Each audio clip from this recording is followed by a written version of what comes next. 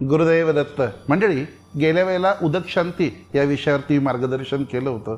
त्यानंतर शेकडो फोन आणि मेसेजेस, ही उदक शांती कशी करतात, कोण करतं, काय फायदे होतात. तर मी आधीच सांगितलं होतं, उदक शांती कोणीही करू शकतं. आपल्या वास्तूला 1 वर्षापासून ते 100 वर्षापर्यंत किती जरी वर्ष झाली असतील तरी उदक शांती करता येते. 1 ते 3 वर्षाच्या अंतराने तुम्हाला ही उदक शांती करता येते. उदक शांतीमध्ये गणपती पूजन, पुण्यावाचन, जलकुंभ पूजन, सुक्त पठण हे सगळं केलं जातं. आणि चौरंगावरती मध्यभागी किंवा भूमीवरती दर्भाची झोपडी बांधली जाते. ही दर्भाची झोपडी म्हणजे जणू काही आपल्या संपूर्ण वास्तूचं प्रतिकात्मक रूप. आणि त्याच्यावर जेव्हा मंत्र पडतात तेव्हा आपल्या घराच्या रोमारोमावर, कणाकणावरती मंत्र पडतात आणि वास्तू शुद्ध होते, पवित्र होते, निगेटिव्हिटी बाहेर जाते. गुरुदेव दत्त.